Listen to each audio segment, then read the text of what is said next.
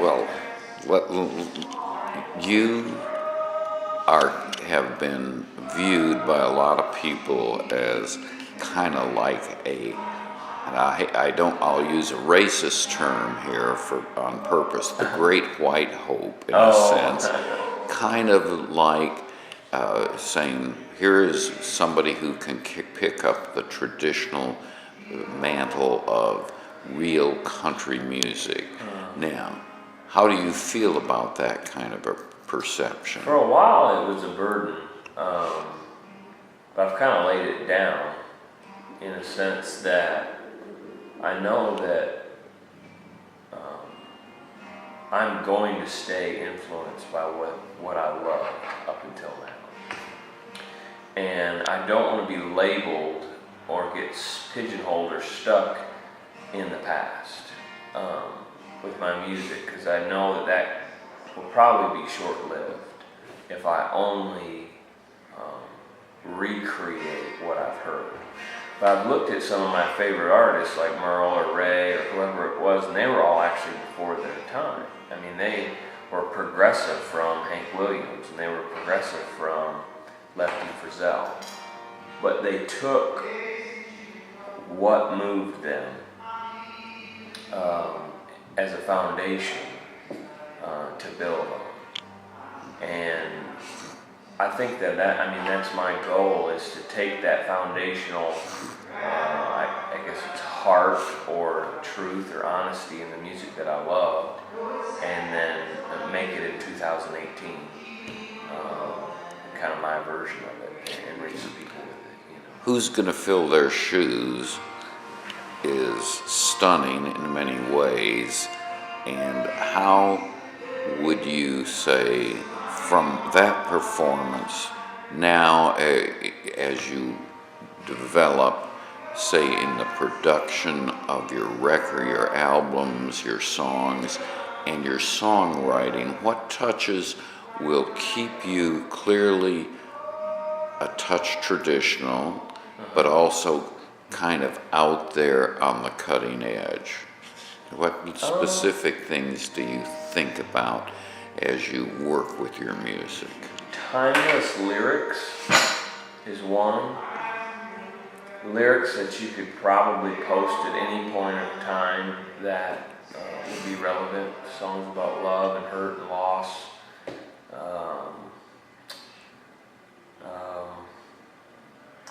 Maybe always carrying a steel guitar player. And he might learn different ways to play it. That's not just the same way that it has always been played. But like I said, I find players, hopefully, that are still building on the foundation of John Huey and Lloyd Green and those guys that played steel guitar back then so well, but then innovating their own way, because that's exactly what Lloyd Green and John Huey and Paul Franklin and all of them did. And then just kind of throwing in different things here and there, something that does make it a little current, maybe a lyric every once in a while that tweaks the ear that says, I know that this is more current than what it would have been 10 years ago, that this lyric only works now and it wouldn't have worked 10 years ago. And I'm trying to incorporate that as well, but making a perfect mix. I mean, I know every time I open my mouth it sounds like country music, so if I experiment a little bit, I don't think I can get too far away. It almost conforms to what I do rather than I conform to what the song is doing. Just kind of keep things grounded that way. So. Have you read a lot about country? You seem to be knowledgeable about a lot of different artists. Have you read about them, or is it just from listening and watching them?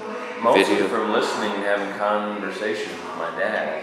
I actually never used to be a reader. I didn't start reading until I was 19 or 20, and I could read, I just never really read books. And I have never really read books on country music. I've read the back of album covers, and I've watched interviews, but it's mostly come from being moved by a record or CD and having to figure out or ask questions or find someone who knows who played on it, or what it was about them that made them who they were, or however that goes. And being in Nashville has been a huge help to that because there's so many Now, people that. how long have you been in Nashville? 8 years now. Okay. So you came down when you were a relatively young man. Yeah. So I started visiting when I was 17, and then I think we were down there more concretely when I was 18 or 19. And I'm 26 now. I just turned 26. Yeah. Who do you collaborate with when it comes to songwriting and that process? Or I take it you're writing some of your own material. Yeah. I write some by myself, but mostly, I mean, I've got a long list. Will Nance, Jay Knowles, Bobby Tomberlin are 3 big ones that I write with. Don Sampson, Jim Moose Brown. Jim Moose Brown's actually going to produce my next record. And everybody's hearing the baby in the background there. She's a fine young, maybe she could be a backup singer. Oh yeah, she's definitely a backup interviewer at the moment. She's fine stuff. Okay, then touring wise, okay, you're touring. A night like tonight is one very small step in building a fan base, of which now you have really an international fan base, but you're building it. How long, say, do you project out before you're, say, a headliner? Yeah, I don't know. That's all up to the creator, and I think that I'm just kind of putting my hand to what I can somewhat control, which is just moment by moment trying to sing the best I can and make the best record or write the best song and kind of be a good steward of what has been laying before me, I guess. But I hope that the bus wheels start rolling a little more within the next year or two. I think this next record is going to give it on the whole career a shot in the arm. I'm really confident in the people I have around me and the vision that has been formed through many pre-production meetings and thoughts and just sparring over what we think the next step should be. So I hope that next record really kind of gives it some gas. And but we can only plant the seed. He's got to make it rain. So. And make the flower grow. So we're just planting seeds when we can. Did you enjoy high school English and literature? You use metaphors a lot. No, I didn't. I was homeschooled, and to be totally honest, I figured out my way to kind of cheat through it all. And it wasn't till I kind of had God wake me up in my life. Words didn't matter to me until I realized that was the way He decided to communicate with us, was a book. And when I realized that a book was the avenue to get to Him, I started reading like crazy. And so I started falling in love with writers, not just songwriters, but book writers like C.S. Lewis and Screw tape Tolkien, letters. Screw tape letters and Tolkien. stuff like that, yeah. And then I started running into songwriters. Andrew Peterson has a group, and it's called Rabbit Room in Nashville. And the Rabbit Room is a bar that Tolkien and Lewis used to visit in and share their ideas.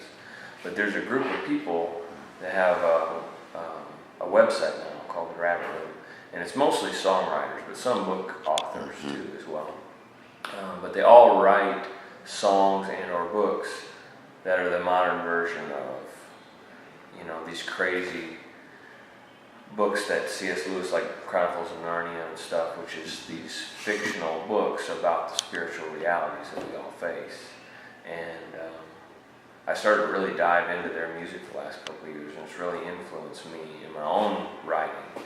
And it's still country, like I said, but there's things new and weighty that are starting to influence my music that I want to show up in this next record. And I don't want it to go over people's heads. I still want to have that beautiful simplicity. But